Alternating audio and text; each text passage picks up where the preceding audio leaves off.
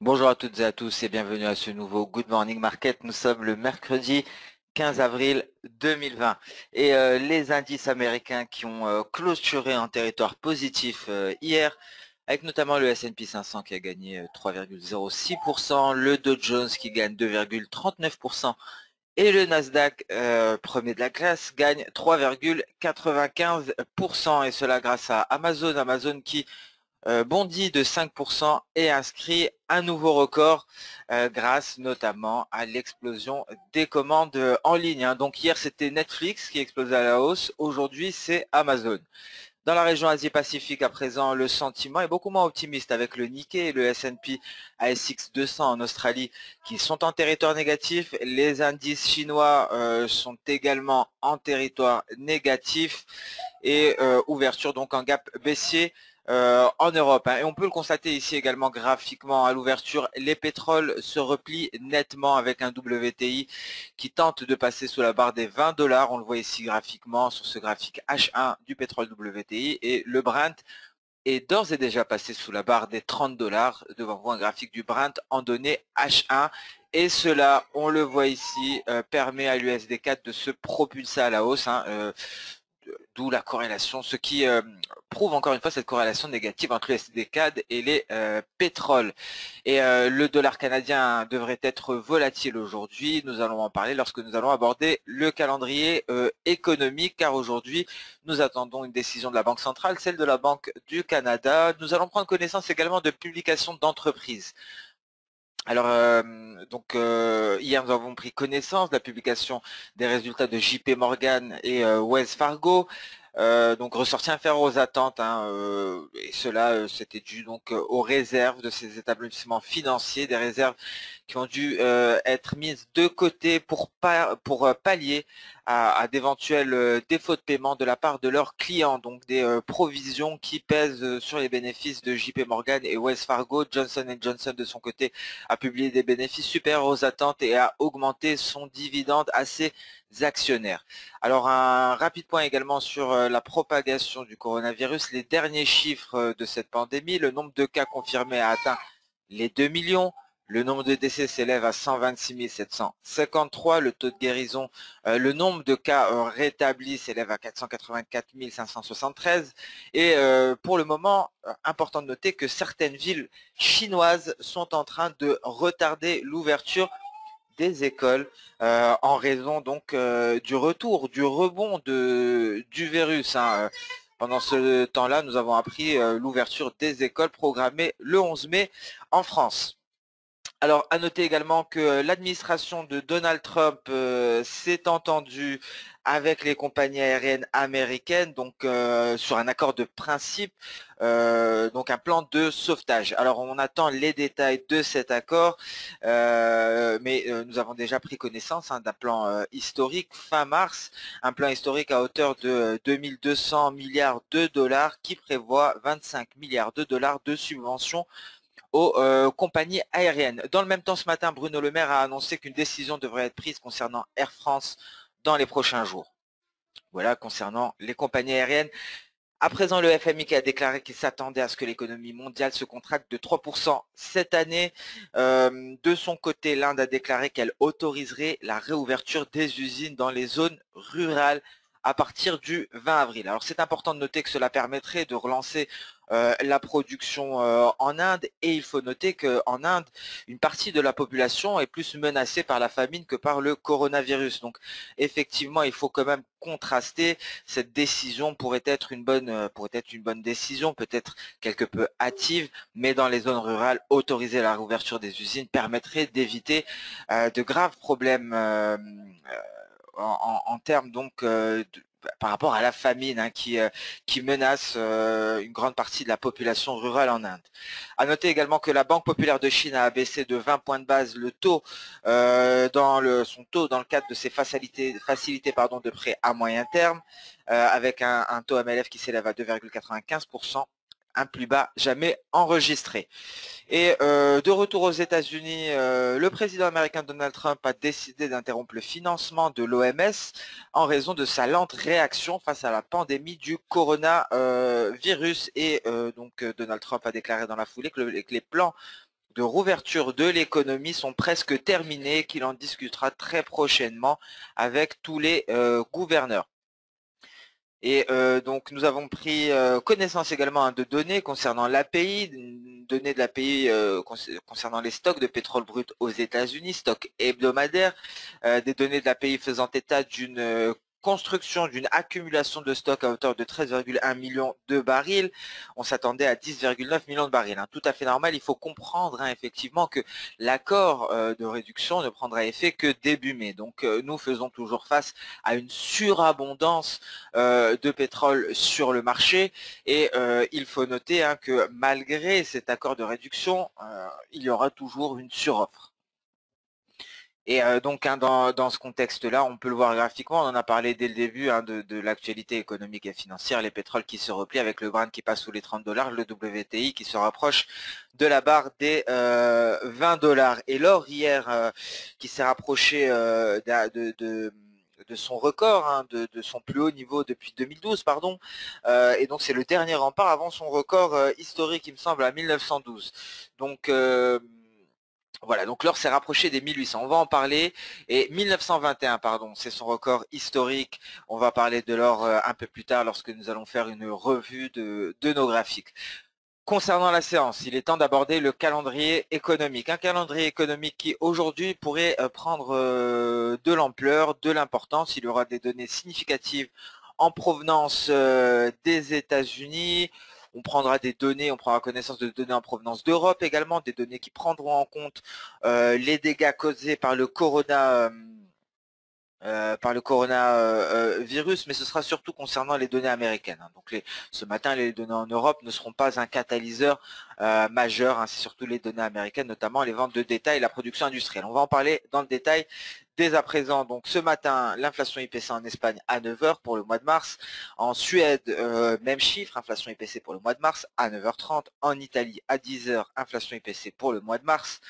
Et enfin, aux États-Unis, 14 h 30, ventes au détail pour le mois de mars, on s'attend à un repli de 8%. Précédemment, on était en repli de moins 0,5%.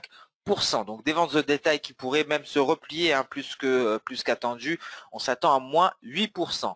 À 15 h 15 aux États-Unis, production industrielle pour le mois de mars, on s'attend à un repli de moins 4%. Précédemment, on s'est replié de moins 0,6%. À 16 h au Canada, décision de la Banque du Canada sur ses taux. On s'attend, la Banque du Canada a déjà réduit ses taux de 0,25% lors du mois de mars.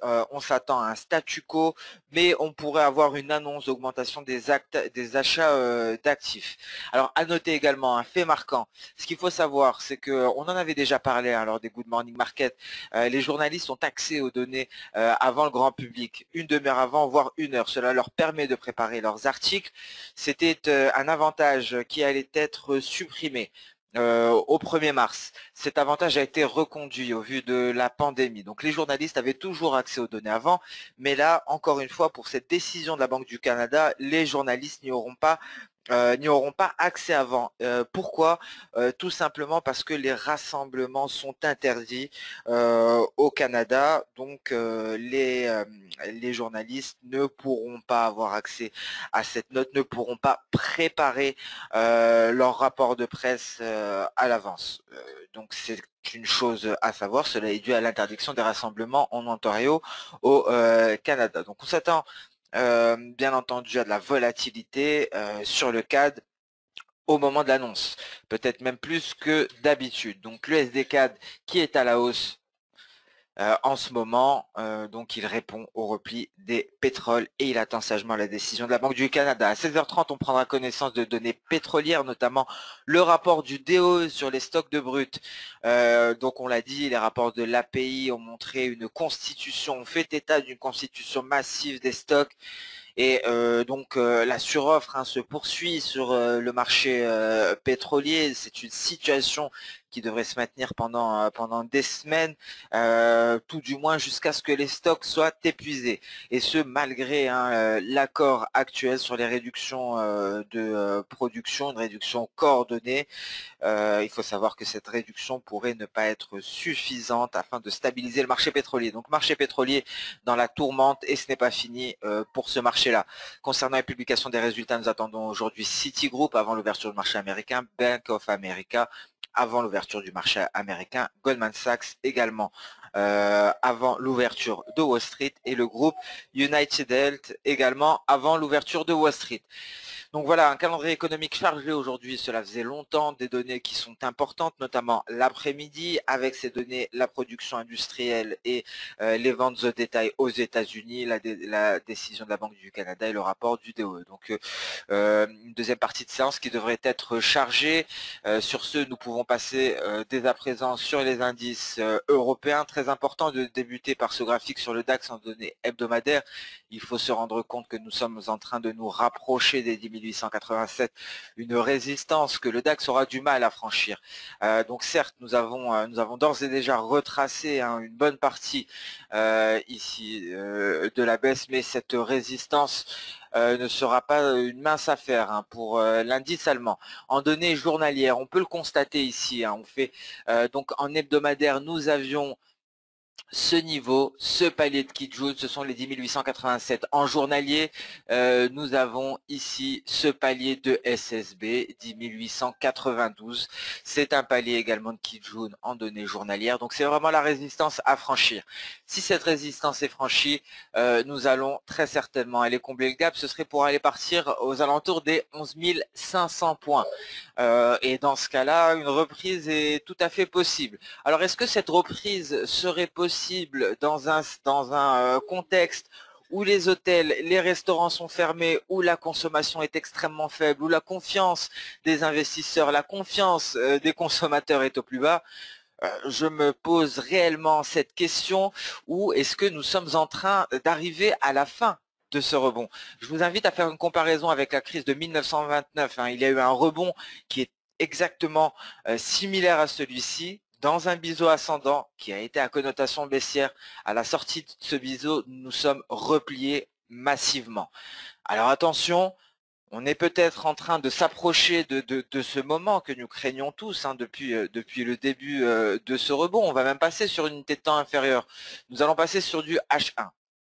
On va passer sur du H1 pour pousser le raisonnement. Nous avons eu un rebond après cette ETE inversée dont la tête était composée, souvenez-vous, d'une ETE complexe. C'était une ETE avec deux épaules à gauche, deux épaules à droite, une ETE inversée bien entendu. Est-ce que cette ETE a marqué la fin de la baisse? Est-ce que nous allons repartir sur les niveaux précédents? Souvenez-vous de ces niveaux. Les niveaux lorsque nous étions en train de signer la phase 1 du deal entre la Chine et les États-Unis, ce niveau où l'optimisme repartait de plus belle, où l'année 2020 semblait très bien commencer, une année présidentielle en plus de cela aux États-Unis.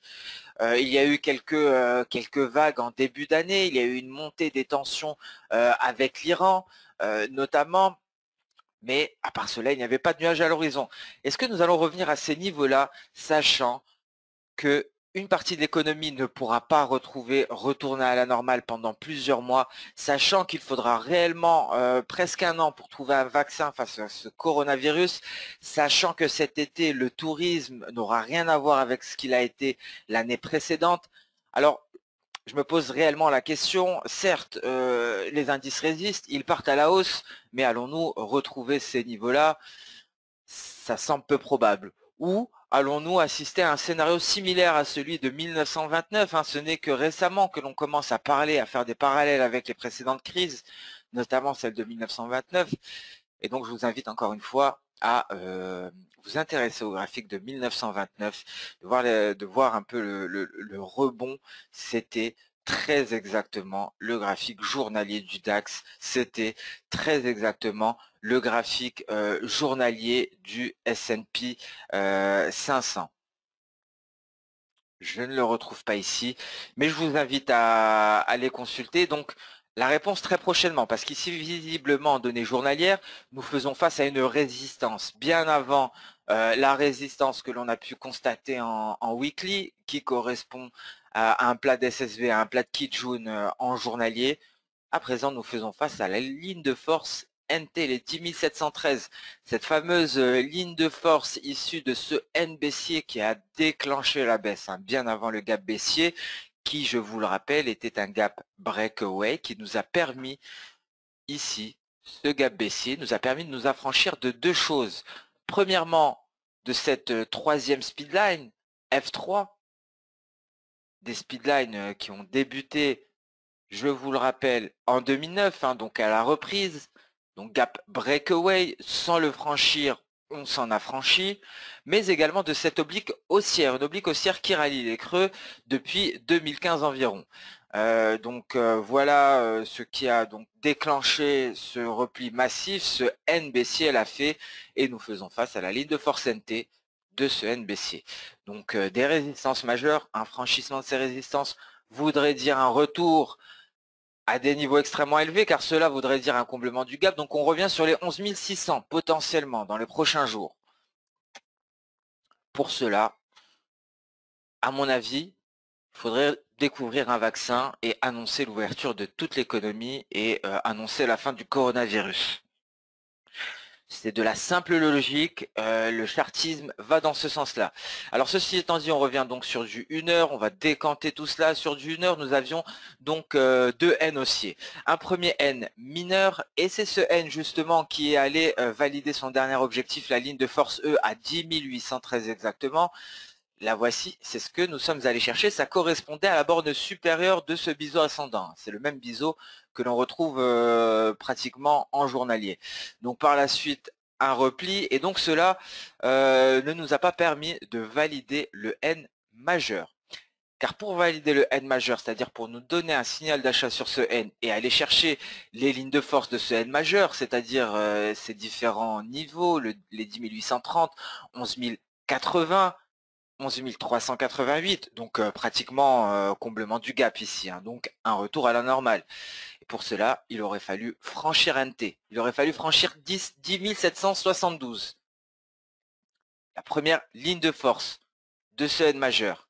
Et malheureusement, c'est justement aux portes de ce niveau que nous nous sommes repliés sur le DAX allemand.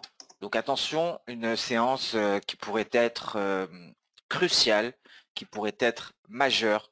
Pour l'heure, on se replie sur le DAX, on continue, on a franchi la Kijun, on a franchi N, c'était NT hein, qui nous avait renvoyé à la baisse plus largement le premier niveau de ce N majeur. Et à présent, on refait le chemin inverse, la hausse. Nous avons franchi tous les paliers. On fait le chemin inverse, on repart à la baisse. On a déjà franchi N. Prochaine cible, les 10 536. Donc voilà pour le DAX allemand. Nous sommes à la croisée des chemins. Le CAC 40 avec sa situation qui diffère quelque peu, hein, car le CAC 40, lui, ne nous présentait pas une structure dans un biseau, dans un énorme biseau. Lui, c'était quelque peu différent, hein. Nous avons ici un niveau horizontal qui fait office de résistance. Ce niveau n'est pas, le CAC 40 n'arrive pas à s'en affranchir. Et le gap baissier de ce matin nous en a éloigné pour aller nous placer sur les 4500 points, très exactement. Un passage sous les 4500 et les perspectives sont clairement baissières sur le CAC 40. Tant que nous nous maintenons au-dessus des 4500, les perspectives sont tout de même haussières, dans l'attente tout de même ici du franchissement des 4560 points. Seul le franchissement des 4560 points serait un réel signal d'achat et confirmerait les perspectives haussières. En revanche, un passage sous les 4500 confirmerait grandement les perspectives baissières. Nasdaq en données journalières, Dow Jones en données journalières. On va parler après du S&P 500. On va parler tout de suite du S&P 500 avant de passer au reste. Le S&P 500 est dans une configuration différente. Très difficile de placer sa borne supérieure, celle-ci semble bonne. Pour l'heure, ce N haussier, la première ligne de force a bel et bien été franchie, on l'a invalidé, donc nous sommes en train de temporiser pour le moment sur le S&P 500 en dessous de la ligne de force V à 2800 34 points. Donc toujours une faiblesse, hein. On est venu se heurter contre la borne supérieure, hein. Je vous rappelle, il y a eu quelques difficultés pour déterminer cette borne supérieure. Les lignes en pointillé étaient les premières restées. Par la suite, le tout a été réajusté et cette ligne semble bonne. Donc l'objectif baissier ici serait à 2811. Attention à tout franchissement de cet objectif, car on pourrait aller chercher les 2760 points très exactement. On passe sur l'US 100. L'US 100, lui, est sorti de son biseau par le haut. Pourquoi? Cela fait 2 séances de suite, hein, qu'il arrive à surpasser ses pairs, hein, les autres indices américains. C'est grâce à des actions en particulier. Alors hier, c'était grâce à Netflix. Netflix qui profite de ce confinement, hein, il faut pas se mentir, effectivement, dans de telles périodes, l'activité sur Netflix a explosé. Cela semble clairement évident, hein, d'où la stratégie de Disney concernant Disney+ actuellement. Alors avec Netflix qui déploie ce N haussier, qui vient chercher l'objectif N ici à 414. À noter que nous sommes ici pour Netflix aux portes de son record historique. Nous nous sommes tout de même rangés en dessous de N par la suite. Ça c'était hier, c'était Netflix et c'était cette hausse qui avait permis donc, qui avait porté les US. Aujourd'hui, c'est Amazon qui nous fait le même coup. Amazon qui profite de l'explosion de ses commandes en ligne et Amazon qui, lui, contrairement à Netflix, vient marquer un nouveau record historique. Donc, nouveau record historique pour Amazon qui est allé chercher la dernière ligne de force E de ce N haussier. Alors peut-être la fin de la hausse pour le moment, car nous avons atteint la dernière ligne de force. Il est important de le noter. Netflix semble avoir un peu plus de possibilités, ce qui se comprend d'un point de vue de la situation. La demande, hein, de Netflix devrait se maintenir, même s'il y a donc une situation qui s'aggrave concernant la pandémie. Netflix continuera d'en profiter. Amazon, ça reste à prouver. Alors visiblement, seuls les produits de nécessité seront à présent livrés par Amazon. Cela devrait peser très certainement sur les commandes. Donc tout ce qui est distraction, je pense, ne sera plus livré par Amazon. Seulement les produits alimentaires, tout ce qui est produit, par exemple les couches pour bébés, ce genre de choses seront toujours livrés par Amazon, mais les autres produits, si je puis dire récréatifs, ne le seront plus. Donc peut-être la fin pour Amazon, la fin de cette hausse en tout cas. Voilà ce qui explique, hein, une configuration différente ici avec une sortie par le haut. Une sortie par le haut qui invalide cette figure pour le Nasdaq et qui vient nous donner des objectifs ici sur un N haussier majeur. On attend le franchissement d'NT, le franchissement de ce niveau, donc pour aller chercher les prochains. Nous allons passer sur voilà, nous avons d'ores et déjà abordé l'intraday. Il nous reste ici le journalier sur le Dow Jones avec cette importante résistance, mais celle-ci également, les 28 816, d'où l'importance de cette séance, car il y a de grosses résistances. Si on les franchit, ce serait pour aller chercher ce niveau-là très exactement, et bien entendu un franchissement de ce niveau serait la porte ouverte à la fermeture de cette fenêtre et donc au comblement de ce gap. Donc prudence aujourd'hui sur les indices américains. Sur ce, nous allons passer sur le compartiment matières premières pour terminer par le Forex avec le gold ici, qui est un gold qui se retient de nous donner le signal de départ pour déployer ce N haussier qui nous permettrait d'aller chercher le record historique sur le gold. Un record historique ici qui est à 1921, car nous avons un objectif à 1932. Donc le gold également qui pourrait donc nous donner un signal sans précédent. Malheureusement celui-ci se retire actuellement. À noter pardon, en données journalières, nous avons atteint la ligne de force N, les 1730, hein. Nous sommes allés jusqu'au 1746 hein, avant de se replier, donc la ligne de force N qui pousse l'or en territoire négatif. Si on parvient à franchir cette ligne de force N, ce serait pour aller chercher les 1786 et cela nous rapprocherait de nos objectifs de plus long terme et donc concrètement de nouveaux records historiques sur le gold, un record historique qui est toujours en cours d'attente, mais qui devrait très certainement se réaliser au vu de la situation économique, une situation qui ne devrait pas s'arranger lors des prochains mois malheureusement, en tout cas qui ne devrait pas une pandémie qui ne devrait pas disparaître du jour au lendemain, donc ces effets devraient se maintenir dans les prochains mois. En données H4, en données intraday, ce N haussier se poursuit, on est venu invalider le franchissement de N, on se place en dessous.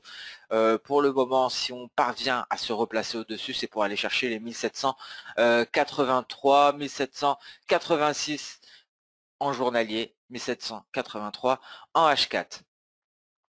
On passe à présent sur les pétroles.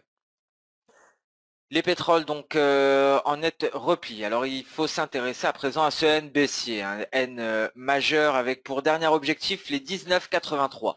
On s'en est approché du bout de la mèche inférieure hier et donc à présent on est en train de tenter de se ressaisir pour s'éloigner quelque peu de la barre des 20 $.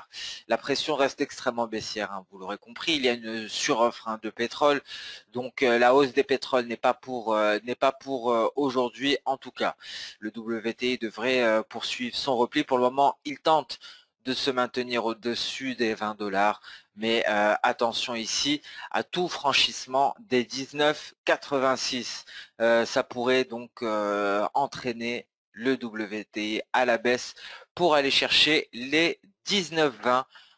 Peut-être avec une mèche inférieure avant de se ressaisir pour retrouver ces niveaux aux alentours des 20 $. Mais en tout cas, on pourrait assister en cours de séance à une mèche basse en direction des 19,20. Donc prudence sur les pétroles, hein, même si nous sommes extrêmement bas, la situation n'est pas prête de se tasser sur le pétrole. Il y a toujours une suroffre hein, sur le marché pétrolier. Et d'ailleurs, hein, l'Arabie Saoudite qui continue de se diversifier dans le monde du foot, nous l'avons appris aujourd'hui. Sur ce, nous allons passer sur le marché d'échange.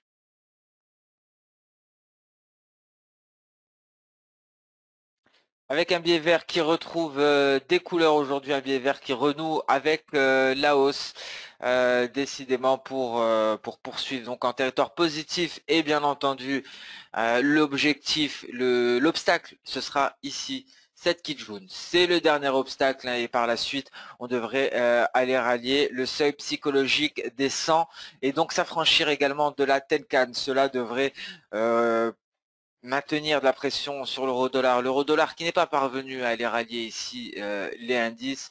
C'était l'objectif pour l'euro-dollar qui était parvenu à décoller des 1,09 de cette zone de support. Mais la vigueur du billet vert, le retour en force du billet vert vient peser sur l'euro-dollar qui pourrait revenir à la case départ sur cette zone de support légèrement au-dessus des 1,09. Et l'USD4 qui profite ici du repli des pétroles, mais l'USD4 qui va faire face au 1,40 à ce seuil psychologique qui devrait faire office de barrière pour la paire USD4 dans l'attente du statu quo de la Banque du Canada. Et l'USDN n'est pas parvenu lui non plus à aller atteindre ici ce palier, les 106 725 en quasi stabilité en début de séance européenne. Plus clairement ici sur support les 107,10. Et à noter également peut-être le GBP-USD dans un premier temps, un GBP-USD qui est en train d'invalider le franchissement de ce palier de SSB qui correspond également à un palier de Kijun, soit les 1,26,030, donc en territoire négatif pour le câble qui devrait rallier les 1,24,82. Et l'AUD-USD à noter peut-être la fin ici de la hausse de l'AUD-USD, un AUD-USD qui n'est pas parvenu à nous donner un signal d'achat en franchissant sa première ligne de force en vue de valider ce N haussier.